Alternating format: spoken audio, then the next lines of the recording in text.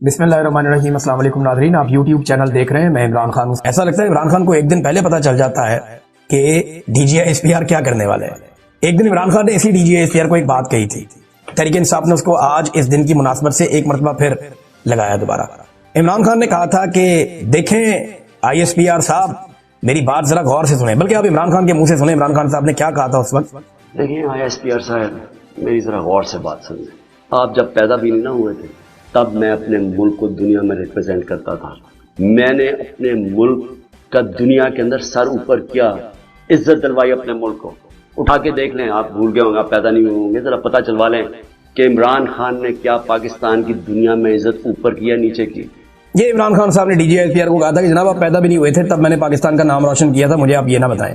और एक चीज मैं आपको और बताता हूं, यहाँ पे एक ब्रीफिंग दी थी 5 जुलाई 2022 को आर्मी चीफ जनरल बाजवा ने, DG-ISI जनरल नदीम अंजुम ने और core commander Peshawar general Faiz Hamid ने पार्लियामेंटेरियंस को यह बताया था कि तालिबान से हमारे मुज़ाकरात जारी है और उस वक्त इमरान खान की हुकूमत खत्म हो गई थी।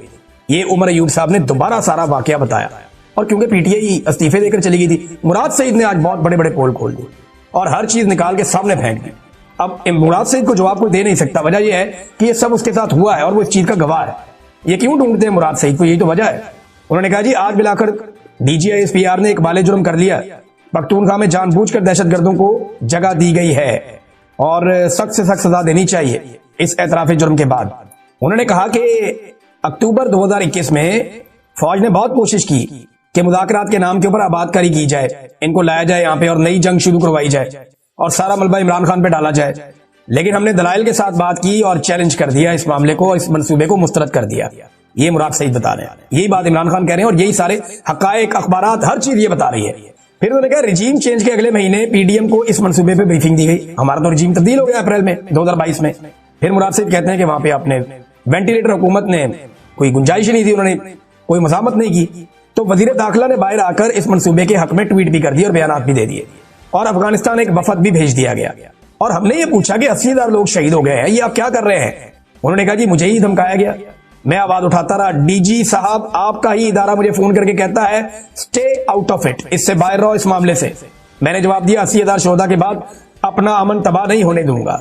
जिस तरह इंसानी जानों पर आप बयानियां बना रहे थे, बिल्कुल इसी तरह आपके इदारे ने प्रेस रिलीज उस वक्त जारी की जब मैंने कहा कि दहशतगर्द आ रहे हैं। मुराद सईद बता रहा है कि जब मुराद सईद ने कहा कि दहशतगर्द आ रहे हैं पाकिस्तान में, उस वक्त फौज ने प्रेस रिलीज जारी की और यह कहा कि दहशतगर्दी की वापसी की खबर झूठी है। वजीर दाखिला ने भी इसको प्रोपेगेंडा करार दिया जब मुराद सईद ने यह मामला उठाया। फिर मुराद सईद ने बताया कि उन्होंने अवामी तहरीक चलाई उस वक्त, तो आप ही के इदारे ने फोन करके कहा कि 48 घंटे में दे दें, हम ये बंदे वापस भेज देते हैं। और हैरान कुन तौर पे ये बंदे सवाल से 48 घंटों में निकल गए। अच्छा, इस वक्त मेरी मुराद सईद से बात भी हुई थी जब मुराद सईद ने मुझे बताया था कि मुझे 48 घंटे का टाइम मेरे से मांगा गया और भाई लोगों ने मांगा है। भाई लोग बोलते हैं इनको ISI वालों को और फौजियों को, इन्होंने मेरे से 48 घंटे का टाइम मांगा और ये कह रहे हैं कि स्वात से ये तालिबान निकल जाएंगे, TTP वापस चली जाएगी। तो बाद में मैंने मुराद सईद से पूछा तो उन्होंने मुझे बताया था कि वाकई वो वहां से चले गए, लेकिन वो दीर के पहाड़ों पे जाके कहीं रुक गए। यहां पे भी मुराद सईद ने यही कहा। उन्होंने कहा जनाब बाद में दीर की पहाड़ों तक पहुंचे, मैंने फिर एहतजाज की कॉल दी, तो फिर ISPR और ISI का मुझे फोन आया कि स्वात से तो निकल गए हैं, अब तुम मुल्क के ठेकेदार ना बनो। तो फिर मैं अमन का ठेकेदार बन गया और आखिरी बंदा निकलने तक सड़कों पे रहा। मुझे मुराद सईद ने बताया था कि पुलिस नीचे जाती थी, पहाड़ों के ऊपर पर तालिबान जाते थे और उनको ऑर्डर आया हुआ था, उन्होंने एस्टेब्लिशमेंट के कहने के ऊपर वापस अफगानिस्तान में वो दाखिल हो गए। तो एस्टेब्लिशमेंट उनको पाकिस्तान में लेकर आ रही थी। मैंने उस दौर में इस पे वीलॉग भी किया था, मैं गवाह हूं इस बात का। मुराद सईद बिल्कुल ठीक कह रहा है। अब मुराद सईद का कहना है, उन्होंने बताया किस तरीके से फिर तालिबान लाए गए, हमने मुजाहरे किए, हमने बहुत कुछ किया, फिर मेरे ऊपर आप लोगों ने सारा मलबा डाल दिया और मुझे कहा जनाब कि इसको पकड़ लो, इसको गिरफ्तार कर लो। 9 मई से पहले ही मुझे जो है वो बहुत ज्यादा रोला डाल दिया गया था मेरे बारे में। फिर उन्होंने कहा फिर तुम जनाजों पर जज्बाती बयानात बनाओ, झूठ बोलो, मगर बच के आंसू बहाओ, मगर ये मेरी कौम तुम्हारी हवस की भेंट चढ़ते चढ़ते थक चुकी है। ये मेरे लोग तुम्हारी ताकत को दबाम देने के लिए बहुत बली चढ़ चुके हैं। मेरे हर पाकिस्तानी शहरी, हर जवान का खून तुम्हारे हाथों पर है। मजीद हम गरीबों के बच्चे तुम्हारी जंगों का ईंधन क्यों बने। जिन कदमों से लेकर आए हो उन्हीं पैरों वापस भिजवा दो, जैसे फैलाया है वैसे ही समेट लो। बहुत हो गई ये अदाकारियां तुम्हारी, रियाकारियां। ये मुराद सईद का स्टेटमेंट है। पाकिस्तान तहरीक इंसाफ ने भी इसी तरह ये सारा कुछ बताया और उन्होंने कहा कि जनाब हमारे दौरे हुकूमत में तो हुआ ही कुछ नहीं था, बल्कि जनरल बाजवा ने एक इंटरव्यू दिया, बातचीत की मालिक से, जो मालिक साहब हैं जर्नलिस्ट। तो जनरल बाजवा ने कहा कि मेरी रिटायरमेंट तक भी तालिबान जी है उनकी वापसी नहीं हुई थी। हालांकि बाजवा ने झूठ बोला, तालिबान अगस्त सितंबर में वापस आ रहे थे पाकिस्तान में। जनरल बाजवा नवंबर में रिटायर हुए, झूठ बोला। लेकिन जनरल बाजवा ने तो ये तक कह दिया कि मेरे दौर में तो वापस ही नहीं आए, ये तो आसिम मुनीर के दौर में वापस आए। ये बात जनरल बाजवा ने कही मालिक साहब से। जावेद हाशमी साहब ने भी इस पर रद्दमल दिया, उनके ऊपर मुकदमा भी दर्ज हो गया। सायरा बानो साहिबा ने बड़ा जबरदस्त सवाल उठाया। DGISPR ने कहा जी कि सिंध में और पंजाब में दहशतगर्दी क्यों नहीं है। बहुत दहशतगर्दी हुई इन दोनों जगह पे भी माजी में पॉलिसीज के नतीजे में। लेकिन उन्होंने सवाल बड़ा अच्छा उठाया। उन्होंने कहा जनरल अयूब ने अमेरिका को जो पहला अड्डा दिया वो पंजाब में था या सिंध में। जनरल ज़ियाउल हक ने अमेरिका के लिए मुजाहिदीन का जो बेस कैंप बनाया पंजाब को बनाया या सिंध को बनाया। जनरल मुशर्रफ के ताबुन से अमेरिका ने ड्रोन हमले पंजाब में किए या सिंध में किए। जब ये सारा गंद आपने डाला खैबर पख्तूनख्वा में तो दहशतगर्दी वहीं आएगी ना। वैसे बलूचिस्तान का जिक्र क्यों नहीं करते DGISPR। बलूचिस्तान के ऊपर तो कई दहाइयों से आपकी अपनी हुकूमत है, कई दहाइयों से आपका अपना कंट्रोल है। 70 की दहाई से लेकर आज तक बलूचिस्तान आपने अपने कंट्रोल से बाहर जाने कब दिया है। फौज का बिला किसी और की शराकत के मुकम्मल कंट्रोल है बलूचिस्तान और वहां की हुकूमत पे हमेशा से। और पाकिस्तान का सबसे बदतरीन अमन व अमान वाला सूबा आज बलूचिस्तान है। बलूचिस्तान में सिर्फ 2-3 चीजों को अमान है। नंबर 1, मादनियात के ट्रक, उन्हें कोई नहीं छेड़ता, वो जाते हैं सीधे। उनको पहुंचाना पता नहीं क्या है, वो जाते हैं सीधे। नंबर 2, जो तेल की स्मगलिंग होती है अफगानिस्तान से, उनको अमान है। बाकी बलूचिस्तान में किसी चीज को अमान नहीं है। जायरीन को अमान नहीं है, आम इंसानों को अमान नहीं है, मुसाफिरों को अमान नहीं है, ट्रेन को अमान नहीं है, सिक्योरिटी इदारों को अमान नहीं है, अस्पतालों को अमान नहीं है, सहाफियों को अमान नहीं है, वुकला को अमान नहीं है। कोई नहीं बच सकता वहां पे। 2 चीजें बचती हैं, एक मादनियात के ट्रक, एक तेल के ट्रक।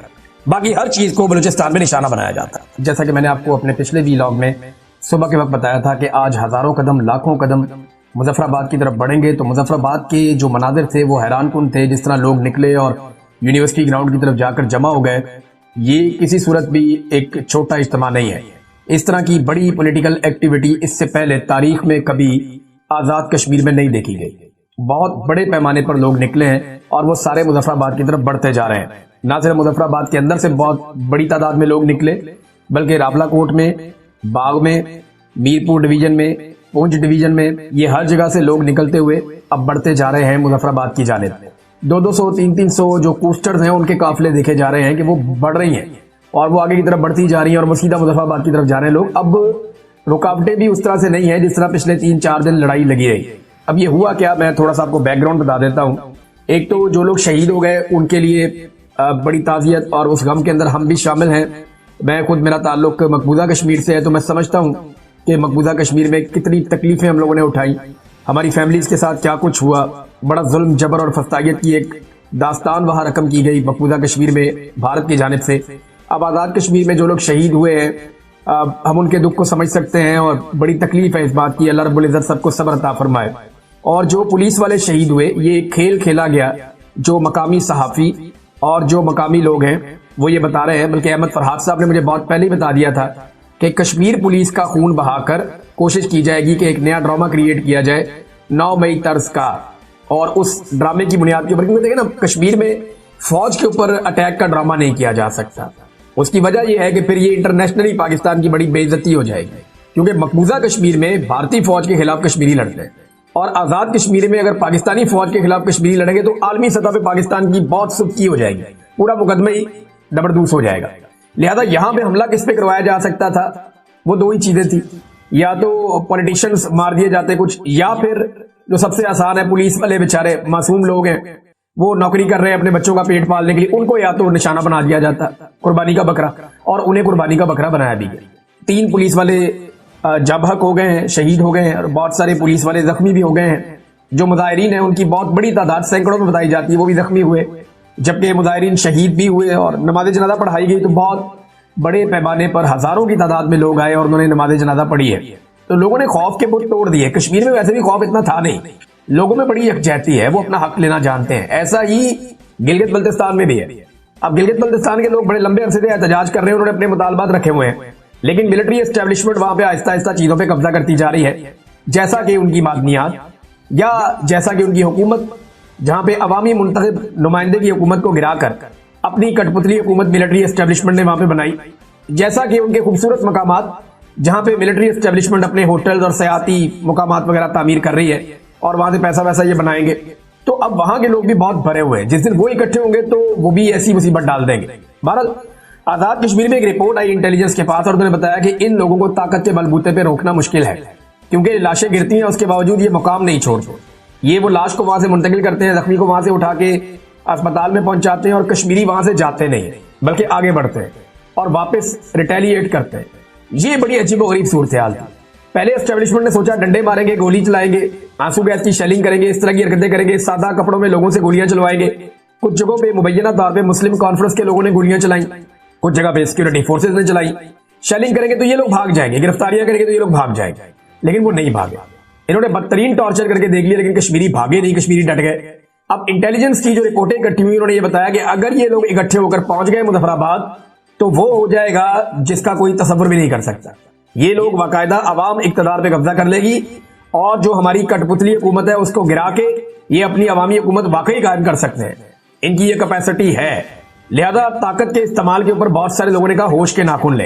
हुकूमत के अंदर बैठे हुए कुछ लोगों ने कहा और उन्होंने बताया शहबाज शरीफ को भी, पूरे निजाम को भी, यार होश करो, ये जो कश्मीर में आप तजर्बा करने जा रहे हैं वहां पे कामयाब नहीं होगा। उसका हुदूद भाई अलग है, उसके रास्ते अलग हैं, वो बंद कर देंगे तो आप कश्मीर के अंदर कुछ भी नहीं कर सकेंगे। आज 5वां दिन है, कश्मीर मुकम्मल तौर पे बंद है, कोई काम धंधा वहां पे नहीं हो रहा और इसके लिए रिस्पॉन्सिबल जो है वो जाली हुकूमत है जो वहां बनाई गई है। बहरहाल उन्हें यह बताया गया कि लोग वहां पे इक्तदार को गिरा देंगे और ताकत के जोर पे गिरा देंगे। अच्छा, इससे इंपैक्ट क्या आना था? अगर कश्मीर में लोग अवामी ताकत से वहां की जाली हुकूमत का इक्तदार छीन लेते और इक्तदार गिरा देते तो फिर जो पाकिस्तान में लोग मौजूद हैं उन्हें हौसला मिलेगा कि अगर कश्मीरी ये कर सकते हैं, यानी वो वेव जो श्रीलंका से चली, बांग्लादेश गई, यहाँ पे नेपाल पहुंच गई, वो वेव फिर पाकिस्तान भी आ गई ना कश्मीर, और आजाद कश्मीर से होती हुई वो वेव पाकिस्तान के अंदर दाखिल हो जाएगी। और पाकिस्तान में भी जो जाली रजीम है, जहां पे एक टिकटॉकर को बैठाया हुआ है पंजाब में, सिंध के अंदर एक जाली हुकूमत बनाई हुई है, बलूचिस्तान के अंदर तो हमेशा से जाली हुकूमत ही होती थी, एक और जाली हुकूमत बनाई हुई है, एस्टेब्लिशमेंट के टाउट ला के बिठाए हुए हैं। और इस्लामाबाद में तारीख का सबसे बड़ा टाउट